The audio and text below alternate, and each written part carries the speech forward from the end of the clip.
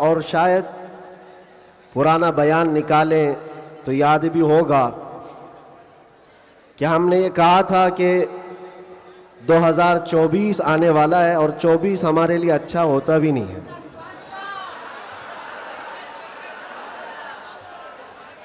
हमने उसको डबल 12 कहा था। बहरहाल जैसे तैसे 24 तो गुजर गया, लेकिन आला हज़रत का 25 आने वाला है। अब तो दौर हमारा होगा इंशाअल्लाह। 24 के बाद ही 25 आता है।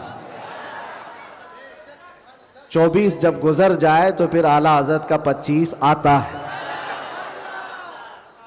मेरे अजीज़ों, आज का ये दिन फिर हम नए साल के इस्तकबाल के लिए खड़े हैं। वही हुजूम है, बल्कि उससे कई गुना ज़्यादा। जिन लोगों को ये लगता है कि इस धार को उंगली दबा करके रोक दिया जाए तो ये मुमकिन नहीं है। कुछ बात तो है कि मिटती नहीं हस्ती हमारी, कुछ बात तो है कि मिटती नहीं हस्ती हमारी। सदियों रहा है दुश्मन दौरे ज़मा हमारा। और ये इकबाल ने हमको बेखौफ किया है, बुज़दिली नहीं सिखाई। और ख़ास तौर पर उलमा इस्लाम और तलबा इस्लाम यहाँ मौजूद हैं। ये कोई नई बात नहीं है जो कुछ हम आज देख रहे हैं, ये हमारी परंपरा चली है और दस्तूर ऐसा ही चला है। बातिल से डरने वाले आसमां नहीं है हम, 100 बार कर चुका है तू इम्तिहान हमारा। और तौहीद की अमानत सीनों में है हमारे, आसान नहीं मिटाना नामो निशां हमारा। आसान नहीं मिटाना नामो निशां हमारा।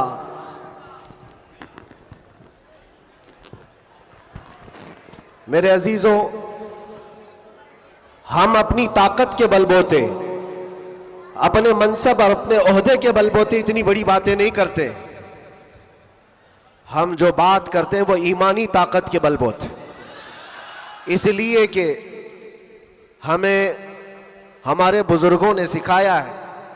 आपकी नॉलेज के लिए मेरे असातिज़ा के बारगाह में मैं ये अर्ज़ करूँगा, एक लंबे गैप के बाद, तकरीबन 10 महीने हो गए, मैं जलसे जुलूस नहीं किया। 8 महीने तो अंदर था और 10 महीने के बाद मैं परसों पहला जलसा किया और स्टेज का पहला जलसा किया, और वो भी गुजरात में किया। सुभान अल्लाह, सुभान अल्लाह। और कोई ढकी छुपी बात नहीं है कि छुप करके चोरी से किया। मेरे अजीजों, ये मेरे लिए अल्लाह तबारक व तआला का इनाम भी है और तारीखी ये सच्चाइयां हैं। इस्लाम को तुम जहां से रोकना चाहते हो वहीं से ये फैलता भी है।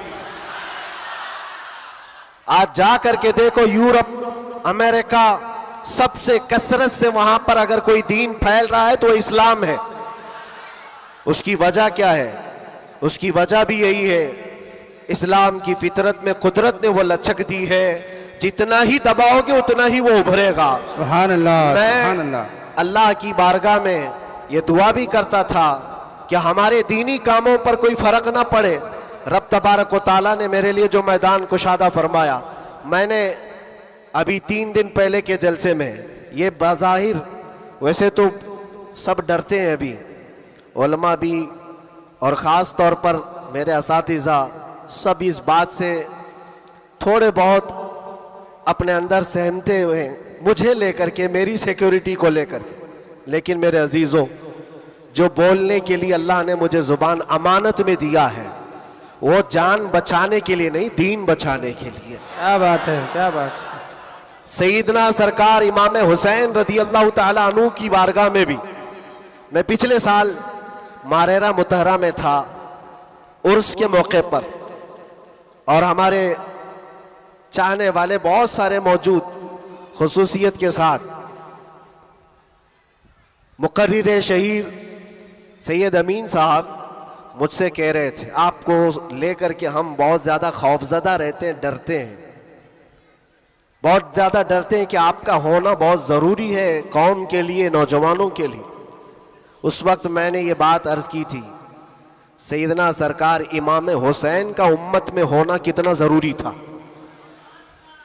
वाह वाह। उनसे बढ़कर के तो कोई जरूरी था नहीं, बावजूद उसके सैयदना इमाम हुसैन ने अजीमत का रास्ता इख्तियार किया और करबला के मैदान में पहुंच गए।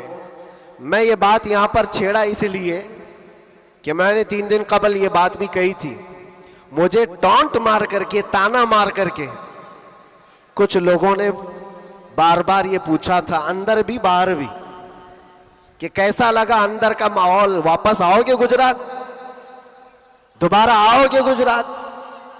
मैं उस वक्त ये कहा था, हम उनकी नस्ल में हैं जो कैसर और किसरा से भी नहीं डरते। क्या बात है, वाह वाह वाह वाह वाह। आपको पता है अल्लाह तबारक व तआला की ये जमीन, ये रब्बे जुल जलाल की वसी व अरीज जमीन, जिसको हमने एक ही जुमले में यूं कहा था, पाए मुरा लंग नीस जमीन खुदा तंग नीस। क्या बात है, वाह वाह। अभी तक तो अल्लाह ने मुझे लंगड़ा नहीं किया है, और जब तक पांव सलामत है हर जमीन पर जाएंगे। और कोई भी गैर कानूनी काम अगर हम कर रहे हो तो डरना चाहिए। देश के खिलाफ, मुल्क के खिलाफ, कानून के खिलाफ किसी गतिविधि में, किसी एक्टिविटी में हम मुलविस हैं तो डर डर करके, सहम सहम करके रहना चाहिए। अल्हम्दुलिल्लाह एक बाल बराबर भी हमारे अंदर डर इसीलिए नहीं आया कि हमने कभी कोई खुफिया प्लानिंग नहीं की है। जो बात करनी है वो नामूसे मुस्तफ़ा की, वो 4 लोगों में भी कहते हैं और 4000 में भी कहते हैं। बेशक बेशक। पहली अब शुरुआत मैं यहां से करता हूं, इसलिए कि आज अगरचे मैं 4-5 दिन से बीमार हूं, लेकिन इतना मजबूत करंट यहां पर मौजूद है। क्या बात है, क्या बात है। इतना मजबूत जो पूरे बर्रे सगीर को करंट सप्लाई कर रहा है। बेशक बेशक। और ये करंट का ट्रांसफार्मर ऐसा है कि यहां से जो सप्लाई होता है वो सीधे बगदाद से आता है। सुभान अल्लाह। और यहां से जिसकी तार जुड़ी है वो बगदाद से मदीने पहुंचता है। बेशक बेशक। और जिसकी तार कटी है तो फिर वो बेनूर ही रहता है। मैं आपको बता रहा हूं, शुरू के दिन थोड़ी सी बात कहूंगा, उसके बाद मैं अपने मौजू पर आता हूं। आज से तकरीबन 3 साल गुजर गए होंगे। हमारे मुल्क का माहौल बड़ा ही अजीब हो गया था, जगह जगह गुस्ताखियां आप सबने भी सुनी और दिल महसूस कर रह जाता था। हालात बड़े पेचीदा होते चले जा रहे थे। उस वक्त एक पाखंडी जो बारगाह मुस्तफा में बार बार भौंकता था, जज्बात हमारे सुनकर के इतने बेकाबू हुए थे। हमने कोई मंसूबा बंद या प्लानिंग के तहत नहीं, हमारे जज्बे और वजद में ये ऐलान किया था कि बहुत हो गए इनके साथ मुनाजरे करना, डिबेट करना, आओ मैदान में उतरते हैं और देखते हैं, तुम भी आग में कूदो हम भी आग में कूदते हैं। याद होगा ये जज्बात में, वजद में और हुजूर की मोहब्बत में कही हुई बात थी। हमने कोई प्लान नहीं किया था, कहना था कह दिया। और वो तो 40-50 लोगों के बीच में कही हुई बात थी। महीने के बाद पता चला कि इस बात को अल्लाह ने पूरी दुनिया में पहुंचाया। क्या बात है, वाह वाह। हर जगह, हर इलाके में पहुंचाया, और जिसको पहुंचना था उस तक तो बराबर पहुंची। क्या बात है, क्या बात और है। फिर बाद में हमको पता चला कि हमने कुत्ते की दुम पर बराबर पांव रखा है। वाह वाह वाह वाह। अब सुनिए, मैं ये बात क्यों छेड़ रहा हूं, आज ये बात मुझे अर्ज करनी क्यों पड़ रही है। जज्बात में, वजद में कही हुई बात तो थी, लेकिन जब सामने से जवाब आया कि हाँ हम आने को तैयार हैं, तो फिर सोचना भी हुआ। अब मीटिंग भी होने लगी, सब लोग आने भी लगे, कुछ तो हमें डराने भी लगे, डराए भी थे। क्या होगा तुम्हारा, इतना बड़ा ऐलान कर दियो, जल जाओगे मर जाओगे तो करोड़ों मुसलमानों का ईमान क्या होगा। बहुत सारे मामलात थे। मैं उस वक्त फिर सोचने पर मजबूर हुआ। मैंने मेरे बाप के लिए, मेरी माँ के लिए, मेरे खानदान के लिए तो नहीं कहा, उस हक रसूल के लिए कहा जिससे रोशनी तो सूरज भी पाता है। बेशक। आहा। है खलीलुल्लाह को हाजत रसूलुल्लाह की। सुभान अल्लाह, सुभान अल्लाह। अब दिल में ये वसवसे भी तो आते, इंसानी फितरत का तकाजा है। घबराहट भी थी। मैंने बहुत बड़ा ऐलान तो नहीं कर दिया, क्या ऐसी बात होना चाहिए, नहीं होना चाहिए, इस पे तो बहुत सारे तबसरे भी थे। मैंने ये बातें कभी कही नहीं, इसलिए कि हालात थे, हुए, गुजर गए, लेकिन मैंने कभी कहा नहीं। आज इसलिए कह रहा हूं कि यहां करंट ज्यादा है। क्या बात है, इसलिए कह रहा हूं। उस वक्त घबराहट, वसवसे भी, अलग अलग किस्म की बातें, लॉकडाउन का माहौल अलग, मेरे घर पर अलग पहरेबंदी, ये सारे मामलात में जानते हो मेरे अजीजों, उस वक्त जब कभी घबराहट के शिकार होकर, बेकाबू होकर हम कुछ सोचने के लिए या कुछ मशवरे के लिए इधर उधर निगाहें उठाते हैं तो हर कोई डरा भी रहा है, अलग अलग मशवरे भी दे रहा है। बड़ी हिम्मत के साथ मारारा मुतहरा के इस अजीम ट्रांसफार्मर पर मैंने कांटेक्ट किया। क्या बात? हुजूर अमीन मिल्लत की बारगाह में मैंने अर्ज किया कि हुजूर बात ऐसी है, नामूसे मुस्तफ़ा की बात है और हुजूर की इज्जत की बात है। गरीब है, फकीर है ये आदमी, मेरे पास ना इल्म की दौलत, ना मेरे पास अमल की दौलत। मैंने तो ऐलान कर दिया और मैं जाना चाहता हूं दिल्ली, आप क्या फरमाते हैं। बड़े बड़े पीरों की बात अलग है मेरे अजीजों, सब कंफर्ट जोन में बैठने वालों की बात नहीं करता, बड़े शाहाना कुर्सियों पर बैठ करके लोगों में अपना रौब जमाने वालों की बात नहीं करता। इस अजीम मर्द कलंदर का जवाब आता है, कहते हैं कि बच्चे तूने अपने घर के लिए नहीं पुकारा है, वो मेरे नाना जान की भी इज्जत है, पूरे कायनात की भी, अल्लाह के अजीम रसूल की भी रिसालत, नारे रिसालत, बरकाती दूल्हा, बरकाती दूल्हा, मुहाफिज़े नामूसे रिसालत, नारे तकबीर। वाह। बात यहीं पर खत्म नहीं होती कि अगर कह दिया कि तूने ऐलान कर दिया, अच्छी बात है, जाओ अल्लाह ताला तुम्हारी हिफाजत करेगा, मैं यहाँ बैठकर दुआ करता हूँ। नहीं, इस उम्र में ठंडियों के आलम में कहा कि बेटा तुम वहां से निकलो, मैं मारारा से अपनी तबर्रुकात लेकर दिल्ली पहुंचूंगा। वाह वाह वाह वाह वाह वाह वाह, बहुत वाह।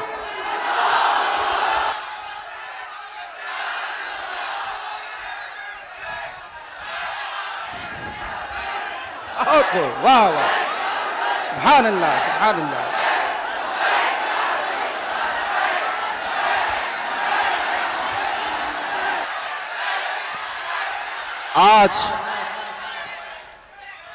आज ये बात इसीलिए अर्ज कर रहा हूं, कैसे आकाओं का बंदा हो रजा, बोल बाले मेरी सरकारों के। सुभान अल्लाह, सुभान अल्लाह। मैंने उसके बाद फोन रख दिया और उसके बाद सबसे कहा कि अब किसी बात की फिक्र नहीं है, अब टेंशन नहीं है, अब कोई फिक्र की बात नहीं और डर की बात नहीं। फिर कहां से किस तरह के तबसरे आए मुझे आज वो याद भी नहीं है, मुझे वो याद भी नहीं है, लेकिन इतनी बात याद है कि उस वक्त मेरे साथ कोई एक अजीम शख्सियत खड़ी थी, हम तो इंतजार में थे और गए भी थे, लेकिन तारीख सबको पता है। मैं अपनी तारीफ के लिए नहीं दोहराता ये बात, मैं अपनी बड़ाई के लिए नहीं दोहराता ये बात, लेकिन ये हक्कानियत को साबित करने के लिए मैं कहता हूं, मैं क्या, हमारे मोहल्ले का 8 साल का बच्चा भी उठ करके ऐलान करे, मेरा रब उसकी मदद फरमाएगा। बेशक बेशक बेशक। क्यों? इसलिए कि वो नामूसे मुस्तफ़ा की बात कर रहा है, वो इज्जत रसूल की बात कर रहा है। अजीज़ान गिरामी वक़ार, यही बात हज़रत ने ये फरमाया था कि जलसों में साथ में रहना, हाँ मुकर्रिर है या फिर दीगर माहौल है, तो हज़रत ने एक जुमला अभी 2 दिन कबल फरमाया था कि मीठा मीठा हप हप कड़वा कड़वा थू थू, ये तो नहीं हो सकता। ये इशारा इस बात पर है मेरे अजीजों, ऐ सुन्नियों, हुजूर की मोहब्बत की बात करते हो तो सिर्फ हुजूर की मोहब्बत हलवा पराठा खाने से नहीं होती, अरे इसमें तो नेज़े भी खाने पड़ते हैं, बेशक तलवारों की साए में नमाजें भी अदा की जाती हैं। बेशक ये शहादत गए उल्फत में है कदम रखना, लोग आसान समझते हैं मुसलमान होना। मैं ये भी नहीं कहता कि मैं बहुत बड़ी तकलीफ उठा करके आया हूं, नहीं। 8 महीने गुजरे कि 8 साल गुजरे, कोई बहुत बड़ी तकलीफ उठा करके तुम्हारे पास आया, मैंने कभी इस चीज का जिक्र नहीं किया और ना ही शिकायत कभी करूंगा इस बात की, इसलिए कि तारीख की सच्चाइयां इस बात की गवाही देती हैं, वो बड़े बड़े अइम्मा इस्लाम जो रसूलुल्लाह की आल में से थे, इमाम मूसा काजिम, हम तो मेरे अजीजों गुनहगार हैं, हमारी बहुत सारी खताएं हैं, वो अहले बैत अइम्मा इस्लाम जिनके गुनाह नहीं खताएं नहीं, बगैर किसी कसूर के जालिम बादशाहों ने 7-7 साल तक उनको अंदर कैद में रखा है। इमाम मोहम्मद बिन हसन अस्करी 20 साल तक अंदर रहे, किसको कहते हैं 20 साल, पूरी लाइफ गुजर गई। इमाम मूसा काजिम 7 साल के बाद अंदर जहर दे करके मारा गया और वहीं से जेल से जनाजा भी निकला। उनकी कुर्बानियों पर हम कहां लगते हैं? लोग ये भी जो आज समझते हैं कि बहुत बड़ा काम करके आए, कोई कहां कहां से क्या क्या लक़ब पुकारे, गाजी इस्लाम, ना मेरे अजीजों, अभी तो हम खादिम इस्लाम नहीं बन सके। गाजी इस्लाम तो बहुत बड़ी बात है और हम इस बात को आपके सामने बार बार दोहराते इसलिए हैं कि आज सुन्नियों को हो क्या गया है, छोटी सी चीज को लेकर बहुत बड़ा समझने लग जाते हैं, बहुत बड़ा समझने लगते हैं। ये इब्तिदाए इश्क है, आगे देखो होता है क्या क्या, सितारों से आगे जहां और भी है। तुम्हारी अभी आजमाइश आई कहां, हमें अभी आजमाया कहां गया है? कुरान तो ये कहता है कि हम हसिबतुम अन तदखुलुल जन्नत वलम्मा यातिकुम मसलुल लज़ीना खलौ मिन क़ब्लिकुम मस्सतहुमुल बअसाउ वद्दर्राउ वज़ुलज़िलू हत्ता यक़ूल अर्रसूलु वल्लज़ीना आमनू मअहु मता नस्रुल्लाह अला इन्न नस्रल्लाहि क़रीब। रब ताला फरमाता है, क्या तुम ये सोच कर बैठे हो कि तुम सीधे जन्नत में चले जाओगे और तुमको वैसी तकलीफें नहीं आएंगी जैसे पहले वालों को आई थी? और कैसी आई थी? कुरान कहता है वो जुल्जिलू, उन्हें हिला दिया गया था। यहां तक कि रसूल पाक ने और ईमान वालों ने यह कहना शुरू किया, अल्लाह की मदद कब आएगी? फिर रब ताला फरमाता, आगाह हो जाओ, अल्लाह की मदद करीब है।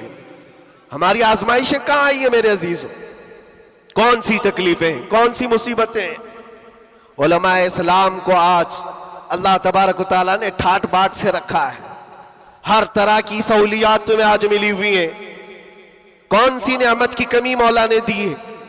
हर चीज तुम कदम बाहर निकालो कि सारी सहूलियात तुम्हारा इस्तेकबाल कर रही है।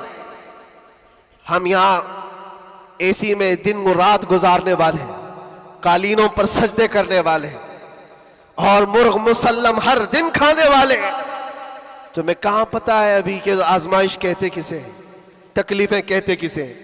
मैंने तो सिर्फ एक चख करके देखा है 8 महीने में, फिर अंदाजा हुआ, चखा है बस, चख करके आए कि 8 महीने पत्थरों पर उन्होंने सुलाया था तो लगता कैसे है, कैसे लगता है? खाना और पानी के लिए जो आज हमारे इर्द गिर्द लोग हाथ धुलाएं, रुमाल दे पोंछने के लिए, हर चीज की खिदमतगार हो, और जब वहां बदतमीज लोग और जालिम लोग लाइन में खड़े करके सूखी रोटियां देते हो तो फिर अंदाजा होता है लगता कैसे है। ये छोटी सी चीज हमने चख करके देखा है, वो रोटियां देखी जिससे इंसान का गला कट सकता है। मेरे अजीजों, ये सब बातें इसलिए अर्ज कर रहा हूं कि अभी इम्तिहान बाकी है हमारे। अगर नामूसे मुस्तफा की बात करते हो तो फिर इन सब चीजों के लिए तैयार रहो, इन सब चीजों के लिए तैयार रहो। और एक बात मैं बताता हूं, ये बाहर मजमों में बैठ करके बात करना बहुत आसान है, और अंदर तकलीफें सह करके फिर ये बात करो। मेरे अजीजों, कभी कभार घबराहट ऐसी होती थी, कुछ कैदी लोग आकर कहते थे कि सच में अल्लाह है? ऐसे सवाल, अल्लाह है, सुनता है? और उस वक्त कोई आयत उनको बताने में भी हमें ऐसा लगता। एक कैदी से मैंने कहा, इन्ना मअल उसरि युसरा, हर तकलीफ के बाद आसानी अल्लाह का वादा है। झट से उसने कहा, मौलाना 16 साल हो गए, अभी कब आएगी वो आसानी? हमारे पास क्या जवाब है? ये तकलीफें सह करके फिर आयतों पर यकीन करना, ये बहुत बड़े कमाल की बात। यहां बाहर बैठ करके जो तसल्ली की बातें करें, मेरे अजीजों, बहुतों को हमने देखा है, बहुतों को जान भी देंगे, गर्दन भी कटा देंगे, बहुत सारी बातें। इसी से अंदाजा हो जाता है जो सुबह बिस्तर नहीं छोड़ सकता वो क्या गर्दन कटाएगा। जो नमाज के लिए अजान को लब्बैक नहीं कहता, वो जान की बात कहां है? एक डंडे से सारी चीजें भाग जाएंगी, सब निकल जाते हैं इधर उधर। मैं सब की बात नहीं करता। आजमाइशें जिस वक्त आएंगी मेरे अजीजों, इस्तिकामत ये किसी छोटे मोटे चीज का नाम नहीं है। अल्लाह ताला फरमाता है, इन्नल्लज़ीना क़ालू रब्बुनल्लाह सुम्मा इस्तक़ामू, बेशक वो लोग जिन्होंने ये कहा हमारा रब अल्लाह है, फिर उस पर जमे रह गए, ततनज़्ज़लु अलैहिमुल मलाइका, उन पर फिर फरिश्ते उतारे जाते हैं, फरिश्ते उतारे जाते हैं। मेरे अजीजों, यहां बड़ी बड़ी बातें कहने के लिए मैं नहीं खड़ा, बस इतनी बात कहूंगा कि हालात के तनाजुर में जो आज तुम्हारे लिए सबसे बड़े चैलेंजेस हैं, उसमें तुम्हें खरे उतरने की जरूरत है। तुम सिर्फ अपने मोहल्ले के नुमाइंदे नहीं हो। ये जो सरों पर टोपियां और दाढ़ियां हैं तुम्हारे चेहरों पर, तुम किसी मस्जिद के ही मुसल्ली नहीं हो, बल्कि पूरी कायनात में अल्लाह ने तुम्हें खैर उम्मत बनाया है। सब इंसानों के लिए तुम रहबर हो, रहनुमा हो। तुम्हारे अखलाक हर कोई आज देख रहा है। तुम एम्बेसडर हो किसके? रसूल पाक के। तुम तर्जुमान हो अखलाक रसूल के।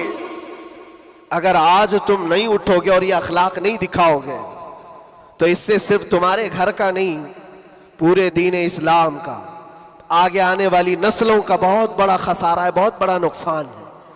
नौजवानों से मैं बार बार ये अपील करता आया हूं, ऐ नौजवानों, उठो उठो, वो घर न हश्र न होगा फिर कभी, दौड़ो के जमाना चाल अपनी चल गया है। और दहर में इसमें मोहम्मद से उजाला कर दो, कुव्वते इश्क से हर पस्त को बाला कर दो। आज तुम्हारे सिर्फ खड़े होने की देर है। किस चीज के लिए खड़े होने की देर है? जब जब मैं ऐसी बातें करता हूं तो हमारे जो रिश्तेदार कलम कापी लेकर बैठे, उनको लगता है ये जंग के लिए बुला रहे हैं, अभी तलवार भाले नेज़े की बात कर रहे हैं। मेरे अजीजों, तुम्हारे लिए सबसे बड़ा हथियार इश्क मुस्तफा है, इश्क रसूल है, मोहब्बत मुस्तफा है। और जब वो किसी के अंदर आ जाता है तो फिर उसके अखलाक से वो नजर भी आता है, उसके अखलाक से वो नजर आता है। जाहिल आशिक रसूल नहीं बन सकता। आशिक रसूल इल्म की तरफ बढ़ता है। जाहिल और ऐसा बदअकीदा जो दावा करता हो हुजूर के गुलाम होने का, अगर उसकी जुबान में सच्चाई नहीं है तो वो आशिक रसूल है ही नहीं। अल्लाह के नबी सल्लल्लाहु तआला अलैहि वसल्लम ने फरमाया, मेरे गुलामों में से जितने हैं, अगर कोई मुनाफिक हो तो मुनाफिक के अंदर दो आदतें जमा नहीं हो सकती। हुजूर पाक सल्लल्लाहु अलैहि वसल्लम फरमाते हैं, दो आदतें मुनाफिक के अंदर नहीं आ सकती। वो कौन सी दो आदतें हैं? अच्छे अखलाक। ये अच्छे अखलाक, ये सिर्फ हंस करके मिलना, इसको अच्छे अखलाक नहीं कहते, वो बहुत लंबी इसकी एक तशरीह है। अच्छे अखलाक मुनाफिक के अंदर नहीं आ सकते। और दूसरी चीज, अल्लाह पर तवक्कुल और रसूल की हर बात पर यकीन, ये मुनाफिक के अंदर नहीं आ सकती। मैं आपसे पूछता हूं, अल्लाह रब्बुल इज्जत की हर बात पर आपको यकीन है? रसूल पाक के हर फरमान पर यकीन है? बेशक बेशक। अगर यकीन है तो ये जुबान से बोलने की बात क्या है, फिर तुम्हारा अमल कहाँ है? इसीलिए सैयदना अबू बकर शिबली रहमतुल्लाह ताला अलैह सिलसिला कादरिया के बड़े बुजुर्ग हैं, गौसे पाक के दादा पीरों में आते हैं। आप कहते हैं मेरी जिंदगी का सबसे कठिन सवाल, सबसे मुश्किल सवाल ये है, अगर किसी ने मुझसे पूछ लिया क्या तुम हुजूर पाक सल्लल्लाहु अलैहि वसल्लम से मोहब्बत करते हो, वो कहते हैं मेरे लिए सबसे कठिन सवाल है।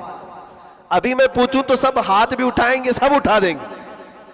हुजूर पाक सल्लल्लाहु अलैहि वसल्लम से मोहब्बत है, यानी सब चिल्ला के बोलेंगे है। लेकिन हजरत अबू बकर शिबली कहते हैं ये मेरे लिए इसका जवाब सबसे मुश्किल है। कहा इसमें क्या मुश्किल है? आप फरमाते हैं अगर ना कह दिया तो ईमान चला जाएगा, अगर ना कह दिया तो ईमान चला जाएगा, और अगर हां कहूं तो मेरे अमाल उसके मुताबिक नहीं, झूठा पड़ जाता हूं, दिल मलामत करेगा। जुबान से तू रसूल पाक की मोहब्बत की बात करता है, कहां है तेरे अमल? अजीजा ने गिरामी वक़ार, ये दो आदतें मेरे आका फरमाते हैं मुनाफिक के अंदर नहीं आ सकती, अच्छे अखलाक और अल्लाह उसके रसूल पर यकीन कामिल। यकीन से ही तो आरी होता है मुनाफिक, यकीन उसका खत्म हो चुका होता है। यहां अभी लक्की ड्रॉ शुरू हो जाए और चीट पे चीट होते रहते, हर साल होते रहते, फिर भी उसमें घुसते भी रहते। लाख का 2 लाख बनाना है, अभी देखो कितने आ जाएंगे। और कैसे कैसे चीटर लोगों पर यकीन करते हैं, और 2-4 लोगों ने बोल दिया कि नहीं मेरा भी डबल हुआ है, सब आ गए, लाइन लग जाती है, कई कई 100 करोड़ खा करके चले जाते हैं। इन पर तुम्हें यकीन है? और मुस्तफा करीम सल्लल्लाहु ताला अलैहि वसल्लम ने फरमाया तुम सुबह अपनी नींद को छोड़कर, बिस्तर कर छोड़कर अपने घर से वजू करके मस्जिद की तरफ निकल कर आए, 2 रकात नमाज अदा कर लिया। हुजूर पाक सल्लल्लाहु अलैहि वसल्लम फरमाते पूरी दुनिया की दौलत से ज्यादा कीमती है। सुभान अल्लाह, सुभान अल्लाह। यकीन है इस पर तो इन्वेस्ट करो। अगर हुजूर पाक सल्लल्लाहु अलैहि वसल्लम की हर बात पर यकीन है तो इन्वेस्ट करो इसमें। आज यही तो बात है, ये सबसे बड़ा चैलेंज है। मुनाफिकत आने लग गई है, बुज़दिली कहां से आती है? अल्लाह उसके रसूल की हर बात पर यकीन कामिल हो जाए बंदे को, तो फिर वो मुनाफिक नहीं रहता, वो ईमान वाला होता है। और फिर मुसीबतें तो आएंगी, लेकिन मुसीबतें उसका कुछ नहीं बिगाड़ सकती। हजरत अबू हुरैरा रज़ी अल्लाह ताला अन्हु की हदीस है, फरमाते हैं अगर मुझ पर 10 पहाड़ भी नाजिल हो जाएं, उतर जाएं, तब भी मैं खौफजदा नहीं होता, डर नहीं है मुझे। कहा क्यों? कहा कुरान की एक आयत मेरे लिए काफी है। पूछा कौन सी आयत?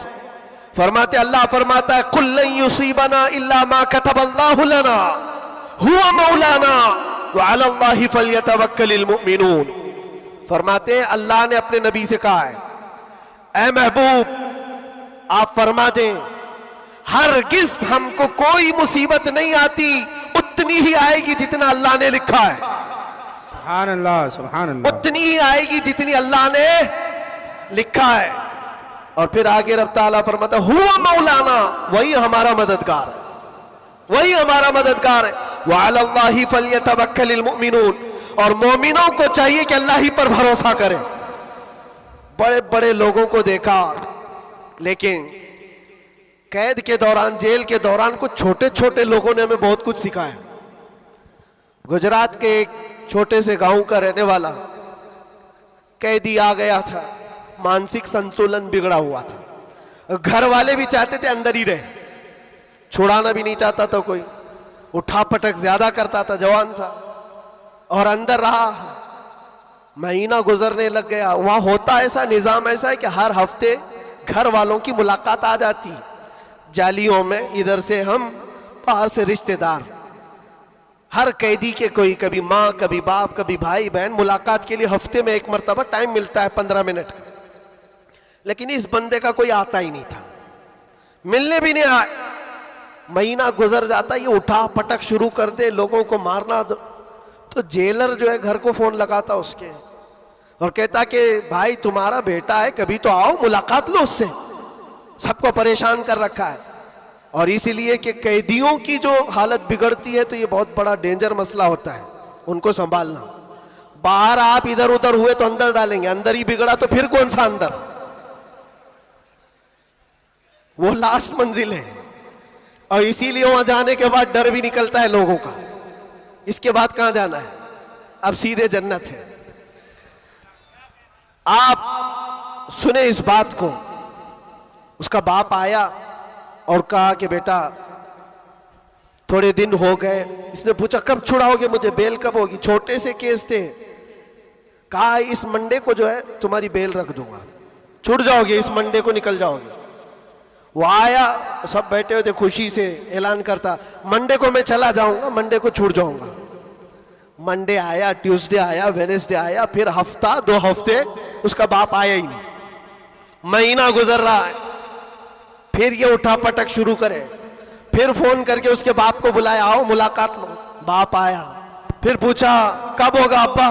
कहा मैं थोड़ा सा काम में बिजी था, इस मंडे तो तेरा हो जाएगा, इस मंडे को हो जाएगा। ये आता और कहता फिर बेचारा। वहां तो ऐसे ही है, सब तिनके के सहारे पे ही रहते। वकील बोलता इस डेट में होगा, हाँ ठीक है, उसके अलावा करे क्या। तो वो सबसे कहता इस मंडे को पक्का है। वो भी गया मंडे, फिर 1 महीना गुजरा।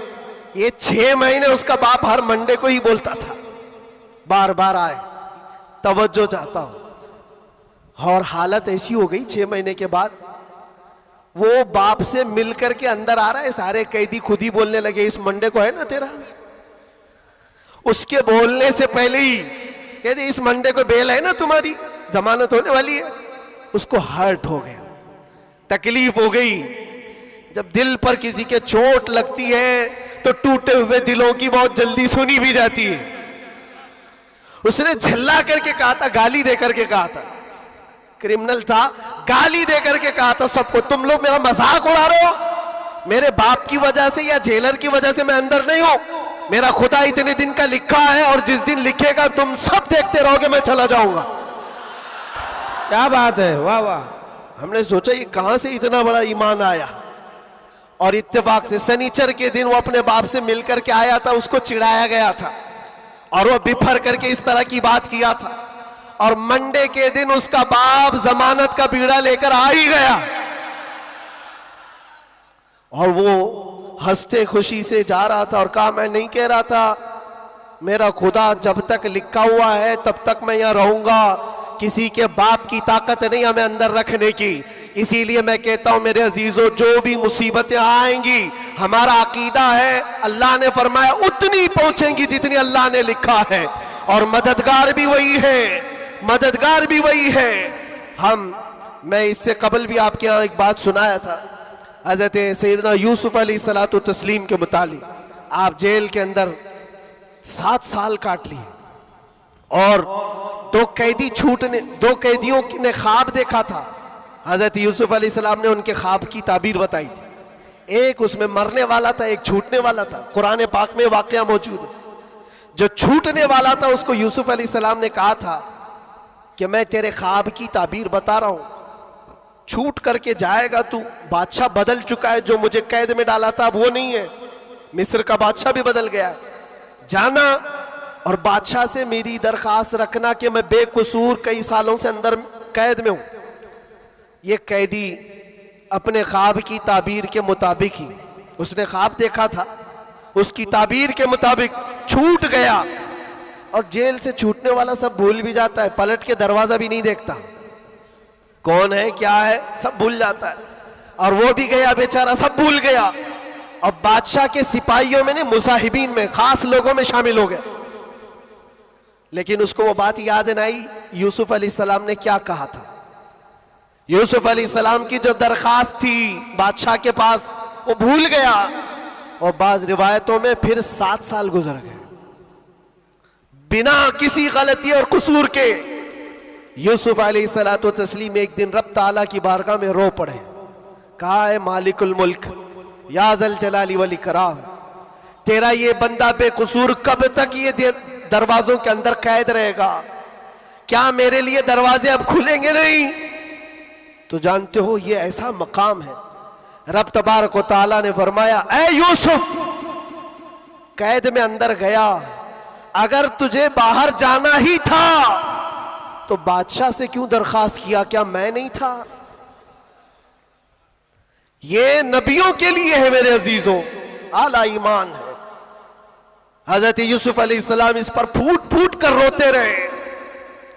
हमारा भी यही हाल होना चाहिए। एक बात मुझे अल्लाह तबारक व तआला का इनाम है, मैं ये अर्ज करता हूं यहां पर गुफ्तगू, मैं जो चीजें शुरू किया था इसको यहां स्टॉप करता हूं। सारे लोगों ने दुआएं की, मुझे पता है, और सबसे ज्यादा मैंने हुजूर ताजुश शरिया को और हुजूर अमीन मिल्लत को ख्वाब में बार बार देखा, और हजरत ने अभी मुझसे कहा था कि हम सब परेशान थे, बहुत दुआएं करते थे। मेरे छूटने की दुआएं या मेरे आराम की दुआएं यह अलग मकाम रखती हैं, लेकिन जिस वक्त अंदर जा रहे थे मेरे बिरादर गिरामी भी मौजूद है, मैं एक दुआ अल्लाह करीम की बारगाह में ये करता था कि ऐ रब्बे जुल जलाल, तेरा बंदा है, तेरे नबी की बात कर कर अंदर आया, इतनी लाज रखना कि मेरे बाहर जाने के लिए कभी किसी कुत्ते की मदद लेने की नौबत ना आए। क्या बात है, वाह वाह वाह वाह। किसी जालिम की मदद लेने की नौबत ना आए। और रब तबारक व तआला ने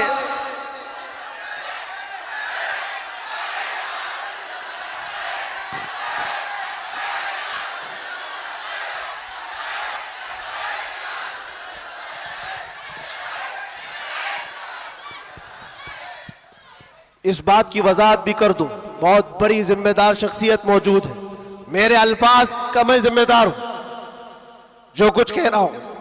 और लोगों को फिर ये लगता है ये इतना सब हो जाने के बाद फिर भी कुत्ता कहते हैं, ये कुत्ता कुत्ता इनकी जुबान पे क्यों आता है?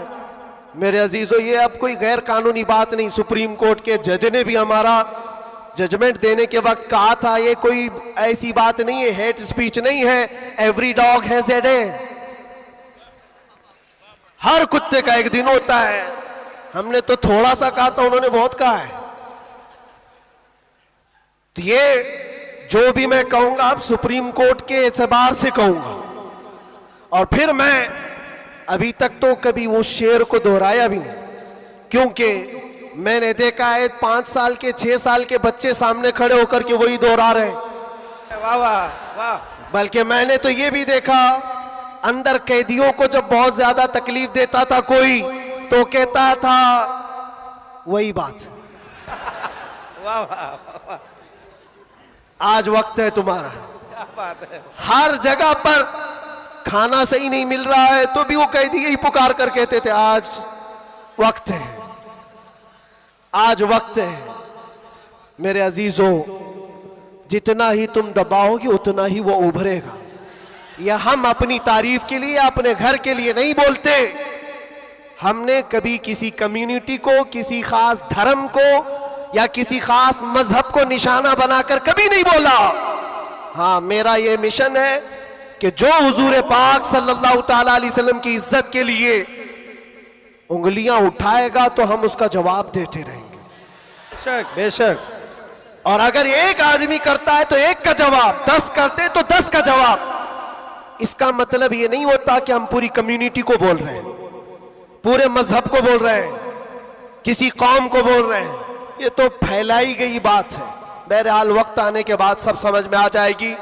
आज जिस चीज के लिए ये कॉन्फ्रेंस रखी गई है, तालीमी बेदारी कॉन्फ्रेंस, मेरे अजीजों, ये इतनी बड़ी वक्त की जरूरत, मैं आपको क्या बताऊं, इस्लाम शुरू ही हुआ है इकरा कहते हुए। सबसे पहली आयत मेरे नबी पाक पर जो उतरी वो क्या है? मुसलमानों, इतनी तो बात याद रहे, इकरा बिस्मि रब्बिकल्लज़ी खलक।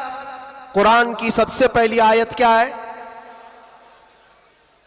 बिस्मिल्लाह खानी कराई गई कि नहीं कराई गई? तो पढ़े हो ना, तो पढ़ो, इकरा बिस्मि रब्बिकल्लज़ी खलक। इकरा का मतलब होता है ऐ महबूब पढ़ो, ऐ रसूल पढ़ो। देखो कुरान पाक में बहुत जगह पर अल्लाह ने कुल भी कहा, कहो, लेकिन जब सबसे पहली आयत आई तो उसमें कहा कुल नहीं, इकरा, पढ़ो अपने रब के नाम से। और एक बुजुर्ग ने बहुत अच्छी बात कही, ये उससे कहा जाता है पढ़ो। जिब्राइल अमीन आए, हुजूर पाक सल्लल्लाहु अलैहि वसल्लम से कहने लगे इकरा बिस्मि रब्बिकल्लज़ी खलक। 3 बार तो हुजूर ने नहीं पढ़ा था, सिर्फ वो इकरा इकरा कह रहे थे। चौथी बार जिब्राइल ने कहा इकरा बिस्मि रब्बिकल्लज़ी खलक, पढ़ो अपने उस रब के नाम से जिसने पैदा किया। नबी पाक ने पढ़ा, और इकरा उसको कहा जाता है जो पहले से पढ़ा हुआ हो। और नए आदमी को पढ़ाने के लिए कहेंगे कहो जैसे मैं कह रहा हूं, जैसे मैं कह रहा हूं ऐसे कहो। और भी एक बात जो हुजूर पाक सल्लल्लाहु ताला अलैहि वसल्लम के मुतालिक बहुत सारी बातें मुस्तशरिकीन ने जो फैलाई, वो उम्मी थे।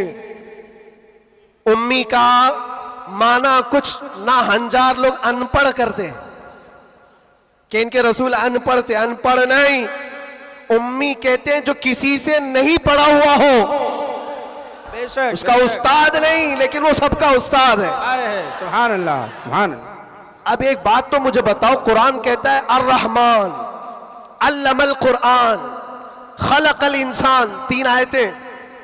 अर्रहमान, रहमान अल्लाह रब्बुल इज्जत, अल्लमल कुरान, उसने कुरान सिखाया। तीसरे नंबर पर है खलकल इंसान, उसने इंसान को बनाया। मुझे एक बात बताओ, रहमान दूसरे नंबर पर आए थे, उसने कुरान सिखाया। तीसरे नंबर पर आए थे, उसने इंसान को पैदा किया। इंसान को पैदा किया, ये तीसरे नंबर पर। कुरान सिखाया, ये पहले दूसरे नंबर पर। जब इंसान बाद में पैदा हुआ है तो कुरान सिखाया किसको? क्या बात है, वाह वाह। अर्रहमान अल्लमल कुरान, वो रहमान है जिसने कुरान सिखाया, फिर इंसान बनाया। मुफस्सिरीन फरमाते हैं ये जो इंसान पैदा किया इससे मुराद आदम अलैहिस्सलाम है, और कुरान सिखाया इससे मुराद मोहम्मद रसूलुल्लाह। सुभान अल्लाह। और अब तबारक व तआला ने अपने नबी को उस वक्त इल्म दिया है जब अभी आदम को पैदा भी नहीं किया। मुअल्लिम कायनात की उम्मत हो मेरे अजीज हो, मुअल्लिम कायनात की तुम उम्मत हो, और जाहिल रहना तुम्हें ज़ेब देता है। उस रसूल पाक की उम्मत हो जिसने पूरी कायनात को इल्म का इनकलाब दिया है। इल्म का इनकलाब। जब हुजूर पाक सल्लल्लाहु अलैहि वसल्लम मदीने तैयबा तशरीफ लाए थे, 6 लोगों को सिर्फ लिखना आता था, कलम पकड़ना कितने लोगों को आता था? 6 लोग। 10 साल का अरसा गुजरा हुजूर पाक सल्लल्लाहु अलैहि वसल्लम की वफात के वक्त 80,000 लोगों के हाथों में कलम था। सुभान अल्लाह, सुभान अल्लाह। यह इनकलाब जिंदगी भर का कोई टीचर भी नहीं करता। वो रसूल पाक सल्लल्लाहु ताला अलैहि वसल्लम ने इल्म का अजीम इनकलाब पैदा किया था। और उस रसूल की उम्मत अगर जाहिल हो तो कैसे ज़ेब देता है? इसीलिए मैंने देखा है बहुत सारी जगहों पर बड़ी बड़ी तहरीकें चलती, लेकिन रसूल पाक सल्लल्लाहु ताला अलैहि वसल्लम का सच्चा जानशीन, उनकी आल व औलाद का ये सच्चा जानशीन मारारा मुतहरा का और खानवादे बरकात का चश्म चिराग ऐलान करता है आधी रोटी खाएंगे और बच्चों को। सुभान अल्लाह। ये सिर्फ मारारा का ऐलान नहीं, ये रसूल पाक का मिशन है। ये इनकलाब है जो नबी पाक सल्लल्लाहु ताला अलैहि वसल्लम का लाया हुआ। अगर तुम जाहिल रहोगे, बेनूर रहोगे, जाहिल आदमी हलाल और हराम में तमीज नहीं कर सकता। जाहिल को कुफ्र और ईमान पता नहीं है। जाहिल कब गुमराह होगा उसे खुद पता नहीं चलता। इसलिए मेरे अजीजों, इल्म के बगैर इस्लाम भी नहीं है। इल्म के बगैर इस्लाम नहीं। आपको पता है दौरे जिहालत कहा जाता है इस्लाम से पहले वाले दौर को, और दौरे इस्लाम, इस्लाम के बाद। इस्लाम और जिहालत तो अपोजिट चीज है, ये कभी एक जगह आ नहीं सकती। आज उम्मत के अंदर हम देख रहे हैं कुछ लोगों को मैंने देखा अंदर, जिनसे पूछा गया पहला कलमा क्या है तो आए टाएं कर रहे हैं, नहीं पता है। तुम्हारे नबी कौन, ये भी नहीं पता। हम तो इस खुशफहमी में चल रहे हैं, जुम्मा में भीड़ है, जलसों में भीड़ है, सबकी टोपी है, सबको आता होगा। खंगालो तो कलमा भी नहीं आ रहा है। यूं ही ये मुसीबतें नहीं आ रही है मेरे अजीज, यूं ही हमको डराया और धमकाया नहीं जा रहा है। तुम्हारे अंदर इल्म की दौलत हो तो तुम अपने रब तबारक व तआला की जात पर यकीन कामिल के साथ जियोगे। आज दुलमुल यकीन के साथ जो जीते वो जिहालत की वजह है, जिहालत है। और जो जिस तरह हाँकना चाहे आज हाँक रहा है तुम्हें। इल्म की तरफ आओ, इल्म की तरफ। हर बच्चे को आज पढ़ा लिखा हुआ होना जरूरी है, हर बच्चे को। और जब हम इल्म की बात करते हैं तो कुछ लोगों को ये लगता है मौलाना सिर्फ मदरसों में ले जाने की बात करते हैं, मदरसों में ले जाने की बात करते हैं। इल्म सिर्फ मदरसों की बात नहीं है। इल्म को जो फर्क किया गया है ना, ये दीनी इल्म है, ये दुनियावी इल्म है। अभी आपसे मैं पूछूं दीनी इल्म क्या है, दुनियावी इल्म क्या है, आप यही कहेंगे कुरान, हदीस, फिका, ये सारे दीनी इल्म है। साइंस, ज्योग्राफिक, फिजिक्स, केमिस्ट्री, ये दुनियावी इल्म है। ये गलत सोच है, गलत कॉन्सेप्ट है।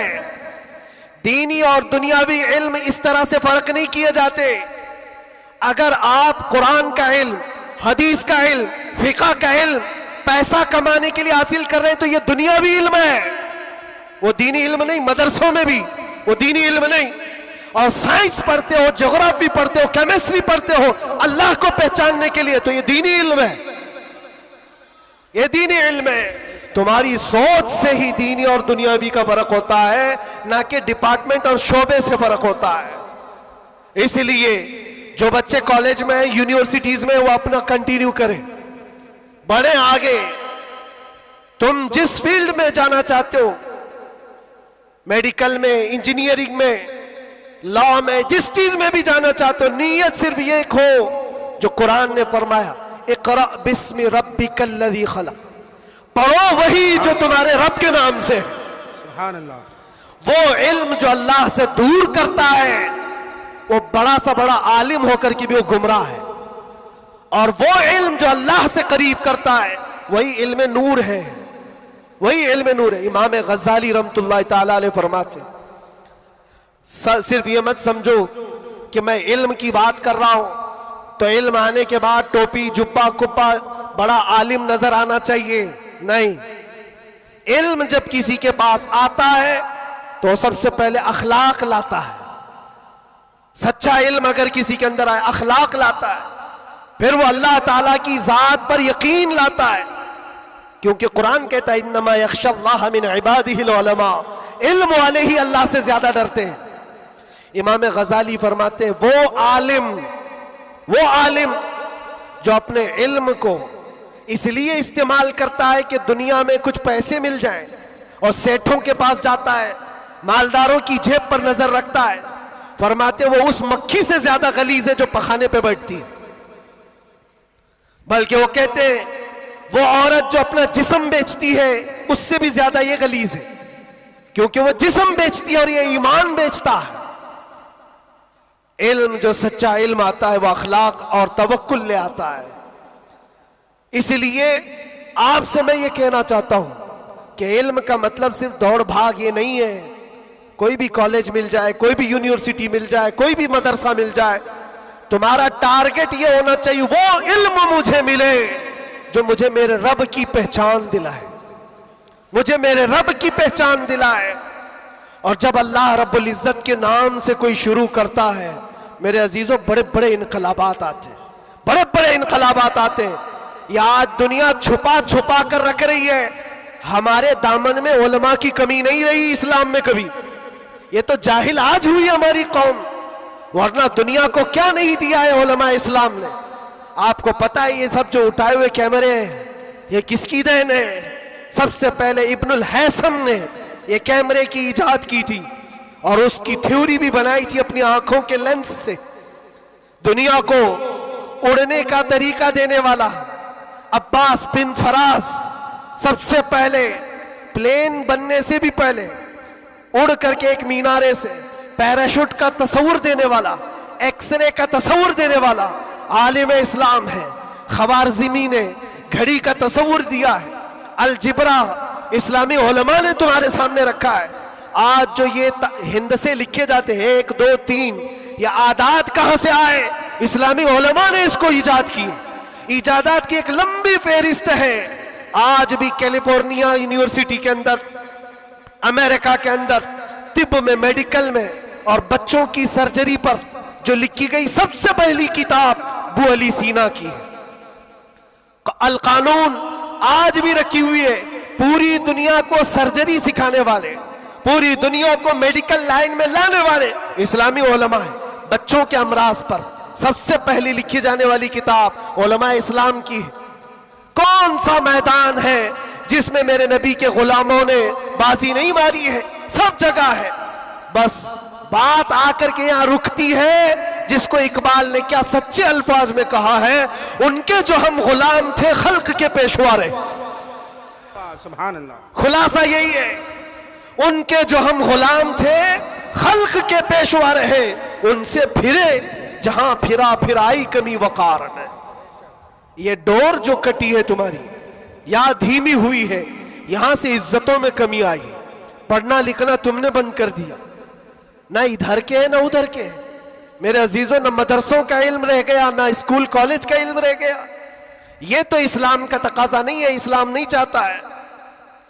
इसलिए आज की इस कॉन्फ्रेंस के जरिए से, ये तालीमी बेदारी कॉन्फ्रेंस है, मैं अवेयरनेस लाना चाहता हूं। और अब अगर कोई यहां बैठा हुआ ये अहद करके उठता है कि मुझे इल्म हासिल करना है, हमारी ये कॉन्फ्रेंस वसूल होगी। दिल में सोचते हो हासिल करना है, और इल्म की कोई उम्र नहीं होती। ये मत सोचना मेरी शादी हो गई, बच्चे हो गए, अब क्या पढ़ूंगा।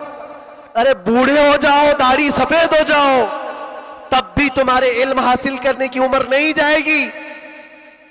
सैयदना उमर इब्ने खत्ताब जलीलुल कद्र सहाबी हैं, कहते मुझे सूरे बकरा पढ़ने में 12 साल लग गए। तुम चाहते हो जुम्मा 8 दिन के अंदर कुरान भी खत्म हो जाना चाहिए। हाँ, इसमें मिटा दो अपनी हस्ती को अगर कुछ मर्तबा चाहो कि दाना खाक में मिलकर गुले गुलजार बनता है। शेख सादी रहमतुल्लाह अलैह फरमाते 60 साल के बाद तो मैंने इल्म देखा है। और ये शर्म हया की बात नहीं, इल्म हासिल करना हो। अच्छा, पहले के बूढ़े लोग अगर कहते हैं हमारे जमाने में हालात बुरे थे, कोई आया ही नहीं सिखाने के लिए, हमारे पास स्कूल नहीं थे, मदरसे नहीं थे, पहले वाले कहते तो हो सकता है उनका ये उज़्र है। तुम्हारे पास अब कोई उज़्र ही नहीं रह गया। क़यामत के दिन रब तबारक व तआला अगर तुम्हारी पकड़ करे कि इल्म हासिल करना फर्ज था, तूने सीखा क्यों नहीं, ये नहीं कह सकते कि मौला मेरे पास कोई जरिया नहीं था। ये जो मुट्ठी में इतना बड़ा बड़ा मोबाइल उठाते हो, पूरा मदरसा भी रखता है, स्कूल भी रखता है, कॉलेज भी रखता है, कौन सी किरत नहीं है इसके अंदर, कौन सा इल्म नहीं है इसके अंदर। लेकिन नौजवानों को ये लगता है ये मोबाइल तो पबजी के लिए आया हुआ है, ये मोबाइल तो फेसबुक इंस्टा के लिए आया हुआ है, तुम्हें तो बहुत कुछ हासिल करने का जरिया ये मोबाइल पकड़ा दिया गया है। अब कयामत के दिन तुम्हारे पास उज़्र नहीं होगा, उज़्र नहीं होगा। तुमसे अगर सवाल हुआ कि वजू में कितने फराइज थे, नमाज में कितने फराइज थे, कुरान तजवीद के साथ पढ़ने के क्या क्या उसूल थे, तुम हाय हाय हाय हाय करते रह गए, मुझे पता ही नहीं, कोई पढ़ाया नहीं, तो पूछा जाएगा तेरे पास जरिया था, अभी जाकर सर्च करके देख लेना वजू में कितने फराइज है। मोबाइल 1 मिनट से पहले तुम्हें लाके दिखा दे, बता देगा।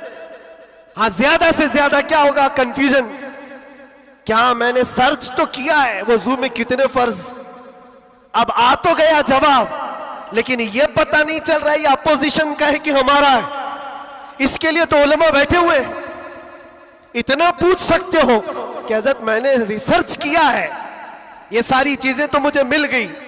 हुजूर पाक सल्लल्लाहु अलैहि वसल्लम के लिए मैंने सर्च किया, हुजूर की उम्र कितनी थी, हुजूर के अज़वाज कितने थे, हुजूर की औलाद कितनी थी, हुजूर पाक ने मक्के में कितने दिन गुजारे, मक्के में मदीने में कितने गुजारे, कितने गज़वात में हुजूर शरीक हुए, सब मैंने सर्च किया है, मुझे जवाब मिला है। उस पर पूरा यकीन करने से पहले किसी आलिम अहले सुन्नत के पास आ जाओ और क्रॉस वेरिफिकेशन करना, बस इतना ही जिम्मेदारी। क्योंकि मौलाना लोग भी तो जान छुड़ाते हैं, भाई टाइम नहीं हमारे पास, कितना पढ़ाएंगे तुमको, सुबह भी दोपहर में भी, तुम्हारे अपने अलग टाइम है, उनके अलग टाइम है, तो उनसे कहो हम आपके पास घंटा भर पढ़ने के लिए नहीं आ रहे, सिर्फ इतना बता दो ये जो मैंने सर्च किया है ये सही है कि नहीं। इतना तो कोई भी आलिम दीन तुम्हारे साथ ताउन कर सकता है। आज से करेंगे इंशाअल्लाह। 2025 तुम्हारा पूरा सीरत मुस्तफा पढ़ने में गुजरना चाहिए, गुजरेगा इंशाअल्लाह। इस बात को आज तय करके उठो कि मैं मेरे नबी का गुलाम हूं, तो मैं पहले ये पढ़ूंगा कि मेरे नबी कब पैदा हुए, उस वक्त हालात क्या थे, हुजूर पाक सल्लल्लाहु अलैहि वसल्लम का बचपन कहां गुजरा, हुजूर पाक ने पहली शादी कहां फरमाई, हुजूर पाक सल्लल्लाहु अलैहि वसल्लम की औलाद कितनी हुई, नबी पाक सल्लल्लाहु अलैहि वसल्लम के सहाबा में जलीलुल कद्र कौन है, हुजूर मक्का में कितने दिन गुजारे, मदीने में कितने गुजारे, कौन सी जंगों में शरीक हुए, कौन सी जिहाद में, कौन सी जंग में हुजूर पाक के दंदाने मुबारक शहीद हुए, कौन कौन सी मुसीबतें हुजूर ने उठाई और क्या क्या दुआएं उम्मत के लिए की, ये सब तुम्हारे हिस्से में आना चाहिए। मेरे अजीजों, एक बात मुझे याद आती है, एक नौजवान का किरदार बड़ा अजीब था। मीलाद का दिन था 12 रबीउल अव्वल, शायद मैंने यहाँ दोहराया हो ये बात। मैं ट्रेन से उतर रहा था, एक नौजवान मुझसे कहने लगा, हजरत मैं चाहता हूं कि आज हुजूर की बारगाह में कोई अच्छा तोहफा पेश करूं। साथ झंडे, कुमकुमे, मिठाइयां सब लगा करके तो तोहफे पेश करते। उसने कहा मैं कुछ ऐसा करना चाहता हूं हुजूर पाक सल्लल्लाहु ताला अलैहि वसल्लम को खुशी हो। मैं उतर रहा था, अचानक ज़हन में बात आई, कहा अल्लाह के नबी के अखलाक ये थे कि वो बूढ़ों की मदद करते, उनका बोझ उठाते थे। मक्का में हुजूर मशहूर थे इस बात पर। हम उतर रहे हैं, देखो ट्रेन से कोई बूढ़ा उतर रहा, उसका सामान उठाकर पहुंचा दो, सुन्नत है ये भी। और आज 12 रबीउल अव्वल है, तुम हुजूर की बारगाह में खिराज अकीदत पेश कर। ये बात कहा और मैं गुजर गया। वो जवान, एक बूढ़ी औरत 2 बड़े बड़े शापर लेकर आ रही थी, उसके पास गया और कहा कि अम्मा जी मुझे दो, मैं उठाता हूं। वो पहले तो घबराई, कहा कि तू क्यों उठाएगा, तू कुली है क्या, है मेरा सामान क्यों, नहीं दूंगी, नहीं दे रही थी। और क्यों दे अजनबी को कोई, इसने इसरार किया, अम्मा जी दे दो, उठा लूंगा। कहा इतना क्यों कह रहा है बेटा, तू सामान लेके भागना है, क्या करना है। उसने साफ साफ समझा दिया, अम्मा जी बात यह है, आज 12 रबीउल अव्वल की तारीख है, हमारे प्रॉफेट मोहम्मद सल्लल्लाहु अलैहि वसल्लम का जन्मदिन है, और उनकी आदत थी कि वो बूढ़े लोगों का बोझ अपने हाथ उठाते थे। मैं चाहता हूं कि उनका अमल दोहराऊं, उनके अखलाक पर अमल करूं और मैं उनकी रूह को खुश करूं। बूढ़ी के दिल में बात आ गई, कहा ले बेटा, तू तेरे नबी की बात कर रहा है, आज तुम्हारा कोई त्योहार का दिन है, ये करना है तो करो। वो शॉप पर लेकर के गया, उसको जहां तक पहुंचाना था पहुंचाया। ये बात आई गई, गुजर गई। हम भी तो सोचते हैं कि छोटी सी बात है। 6 महीने गुजर जाने के बाद, 6-7 महीने के बाद, उस नौजवान ने मुझसे कहा कि हजरत वो बूढ़ी औरत जिसका मैं सामान उठाया था, वो अभी राब्ते में, कांटेक्ट में है, अभी आई और कह रही है कि बेटा 6 महीने गुजर गए, अब तक मैं तेरे नबी का बायोडाटा ही पढ़ रही हूं, अब तक मैं उनके अखलाक ही पढ़ रही हूं। कहा क्यों, कहा तेरे उस अमल ने मुझे इतना मुतासिर किया कि इस जमाने का कोई जवान, अरे मेरे बेटे मेरे पोते नहीं आए मुझे लेने, किसी और का बेटा मेरा सामान उठा रहा है, इसके अंदर इतना असर कहां से आया। और जब तूने बताया ये तेरे नबी के अमल है, मैंने सोचा कि उस नबी को क्यों ना पढ़ूं। पढ़ते पढ़ते मैं इस मकाम पर पहुंच गई। बताओ तेरा नबी कहां है, मैं भी जाऊं गुलामी में शामिल हो जाऊं। वाह वाह वाह वाह। तुम्हारे अखलाक से इनकलाब आ सकता है, तुम्हारी आदत से इनकलाब आ सकता है, लेकिन जब तुम खुद सीरत नहीं पढ़ना चाहते तो दुनिया तो फिर यही ताने देगी कि आतंकवादी है, ये दहशतगर्द है, इनके मुंह पर थप्पड़ मारने का तरीका यही है। हम तुम्हारी सर्टिफिकेट के मोहताज नहीं है, हम तुम्हारे बोले जाने से कुछ भी परवाह नहीं करते।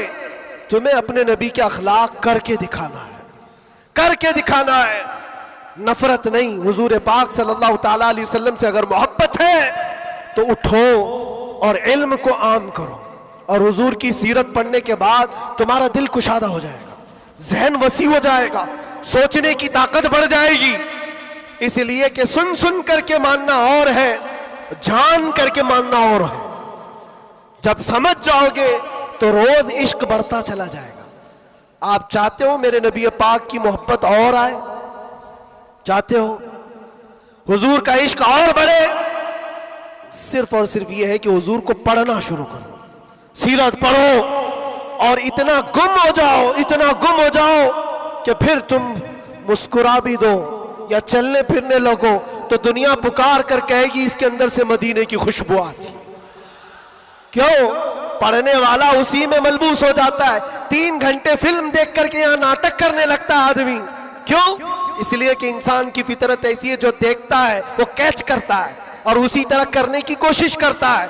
और जब बार बार हुजूर की सीरत पढ़ोगे दुनिया में बात वैसी करोगे जैसे मेरे नबी करते थे। बेशक बेशक। इसलिए बस बात इतनी है, बहुत मैं वक्त ले लिया, इसलिए इतना लंबा खींच रहा था कि 2025 आ जाए। वाह वाह वाह वाह, क्या बात है। आ गया अभी और अल्हम्दुलिल्लाह। और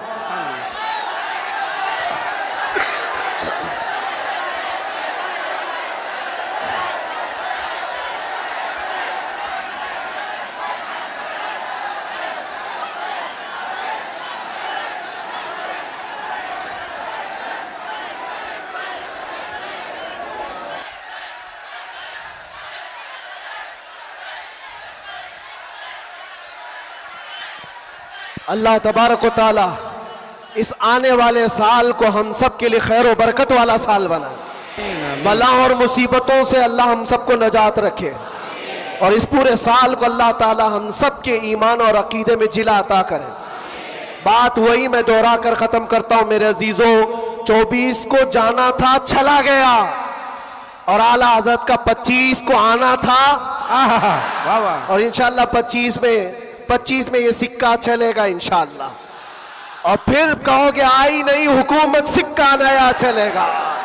आलम में रंग बदला सुबह शबे विलादत। मुस्तफ़ा करीम सल्लल्लाहु अलैहि वसल्लम के आशिकों के लिए ये साल हरा भरा हो जाए।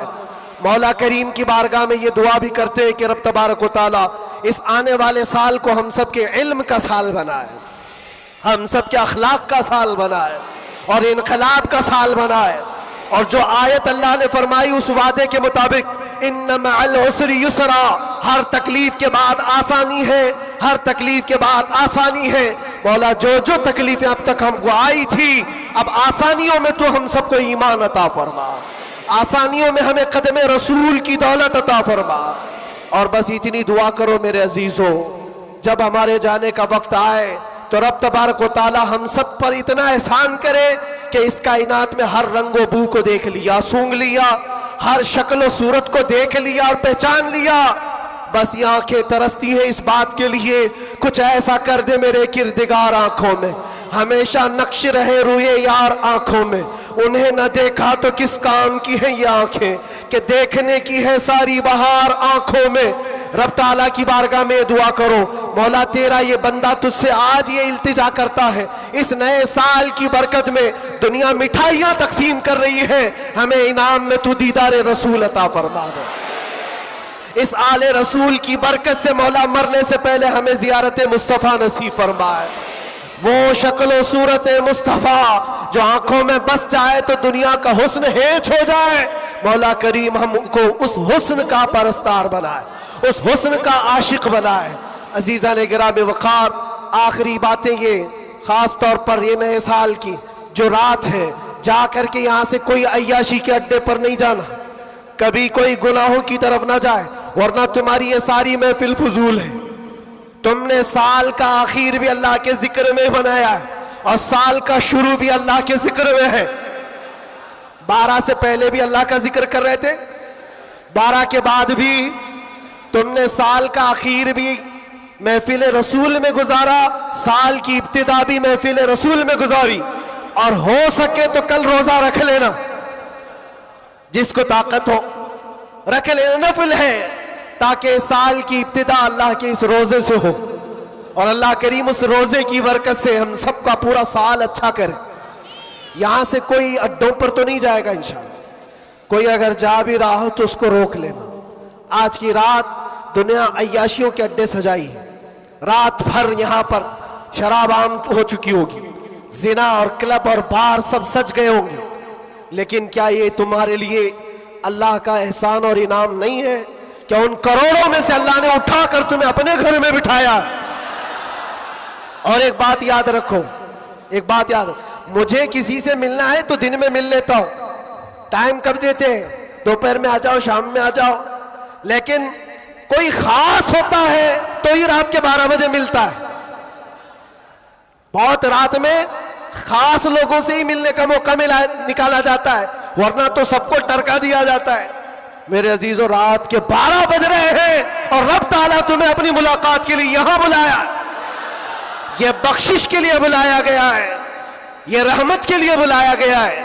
तो यहां से झोलियां भर करके जाओ और दुआओं की कबूलियत के लिए मुस्तजाब दावा शख्सियत हमारे पास है। रसूल पाक सल्लल्लाहु ताला अलैहि वसल्लम की आल मौजूद है। और यकीनन आज की महफिल पर मैं देख रहा हूं, ये जो रंग जमा हुआ है, ये जो भीड़ है, ये जरूरी नहीं सिर्फ इंसानों की भीड़ है, ये जरूरी नहीं है कि सिर्फ लोगों की मदनपुरा वालों की भीड़ है। तुम तो पहचानते भी नहीं कितने अल्लाह के फरिश्ते आते हैं महफिलों में, तुम जानते भी नहीं। ये रब तबारक व ताला की रहमत के फरिश्ते आते हैं और ये महफिलों को हल्का ना लो मेरे अजीजों, ये महफिलें हल्की ना समझो। यहां से बख्शिश के वादे होते हैं, कितनों की दुनिया बदल दी जाती है, कितने तो यहां से तौबा करके उठते हैं, कितने तो इल्म का अहद लेकर के जाते हैं। इसलिए मुझे ये यकीन है अल्लाह की जात से कि आज 2025 की हमारी ये पहली महफिल को मौला ताला 100 बार बारावर फरमाएगा और इश्क़े रसूल की दौलत अता फरमाएगा, इश्क़े रसूल की कमाल की दौलत अल्लाह हम सब के सीनों में अता फरमाएगा। और बाकी रहे जो हालात, उससे डरना नहीं है, जमे रहना है, खड़े रहना है और नामूसे मुस्तफ़ा पर किसी से समझौता नहीं करना है। और कोई गैर कानूनी काम भी जज्बात में आकर के उछल कूद करने से नहीं होता, होश व हवास के साथ, होश व हवास के साथ। हुजूर पाक की मोहब्बत सिर्फ और सिर्फ जोश से नारे लगाने का नाम नहीं है, होश व हवास के साथ खड़े होना और दुनिया को जवाब देना। हम भी जो ये बोलते हैं, लोगों को ऐसा लगता है सिर्फ जोश में बोलते हैं, ये सिर्फ जोश में बोलते हैं। हाँ बोलते थे, लेकिन अब होश में भी बोलते हैं, होश में भी बोलते हैं।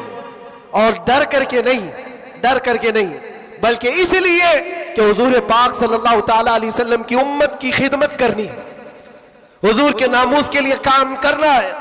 इसलिए आप भी होश से काम लेंगे, कोई भी सर फिरा उठ करके अलग ऐसी वैसी हरकत ना करें। हुजूर की मोहब्बत यकीनन इम्तिहान लेती है, लेकिन अपने आप को हिलाकत में डालने की इजाजत भी नहीं देती, अपने आप को या कौम को हिलाकत में डालने की इजाजत नहीं देती। अब ये बात,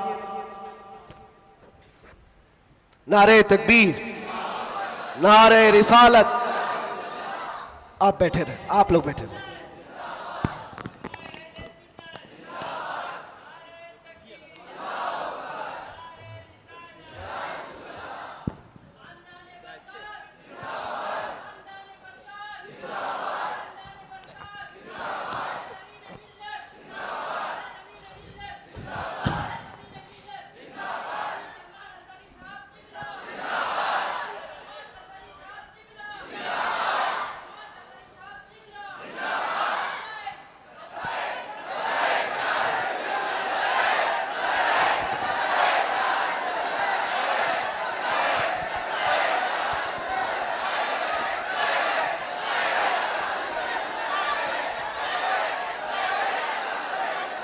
तवज्जो मेरे अजीजों, हमारी महफिल में अब आमद हो चुकी उस्ताजुल असातिज़ा, फ़ख्रुल अमासिल, हजारों उलमा के उस्ताद हज़रतुल अल्लाम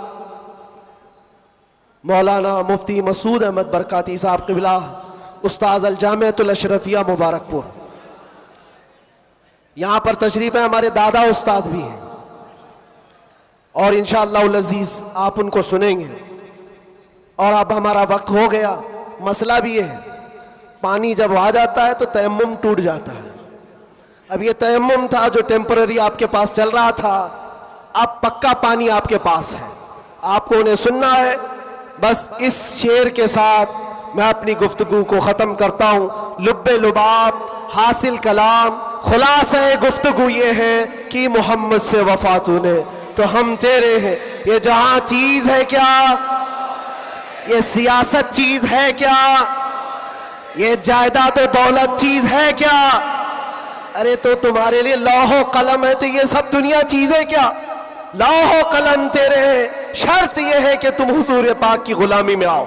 मोहब्बत मुस्तफ़ा सिर्फ जुबानी नहीं, अमल से आओगे, और उसके बाद फिर देखना हालात आएंगे और टकरा कर चले जाएंगे। थोड़ी देर की बात है, फिर मैं बात करूंगा तो शेर की तरफ आ जाऊंगा। बस यहां पर खत्म करता हूं, कुछ देर की बात ही है। इंशाअल्लाह अज़ीज हमारा वक्त तो है ही और आएगा भी इंशाअल्लाह अज़ीज। हर चीज अच्छी होगी, क्योंकि अल्लाह का वादा है वलल आखिरतु खैरुल लक मिनल ऊला। अल्लाह ने कुरान में फरमाया, लोगों को ऐसा लग रहा था कि ये मैंने शेर में चैलेंज किया, दावा किया है, ये रब का ऐलान है। अल्लाह ने अपने नबी से कहा है, ऐ रसूल आपका हर आने वाला साल, हर आने वाला वक्त पहले से ज्यादा बेहतर होगा। आने वाला वक्त पहले से ज्यादा बेहतर होगा। फिर इंशाअल्लाह हम अल्लाह के इस फरमान पर क्यों नहीं कह सकते हमारा दौर आएगा, है और आएगा इंशाअल्लाह। अल्लाह करीम हम सबको कहने सुनने से ज्यादा अमल की तौफीक अता फरमाए। व आखिर दावाना अल्हम्दुलिल्लाहि रब्बिल आलमीन, लब्बैक या रसूल अल्लाह।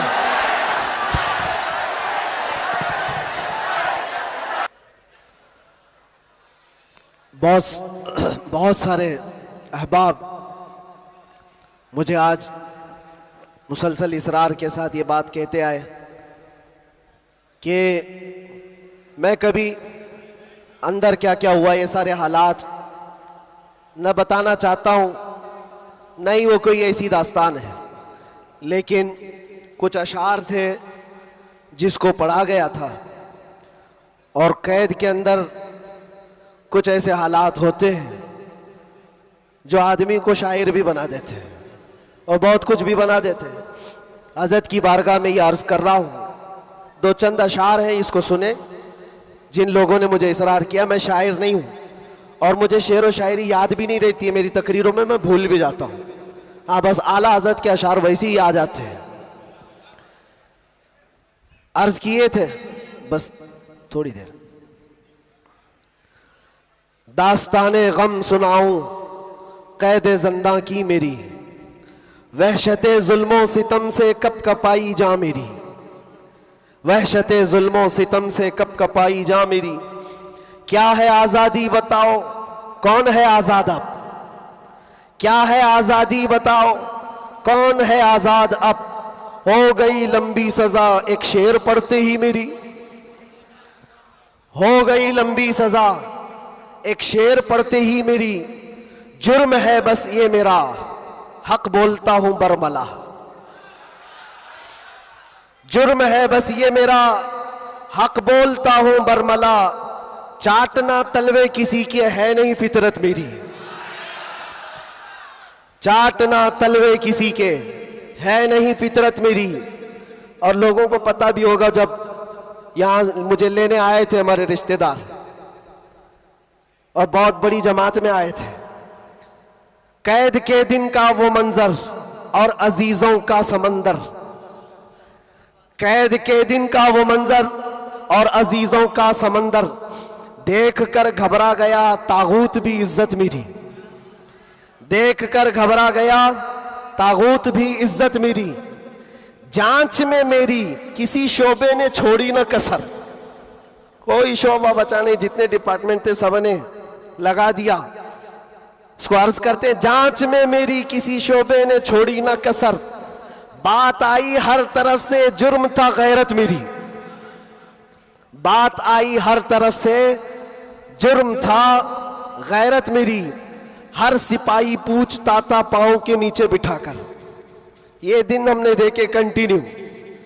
हर सिपाही पूछता था पांव के नीचे बिठाकर, क्यों नहीं डरता है देखकर हैबत मेरी, क्यों नहीं डरता है देखकर हैबत मेरी।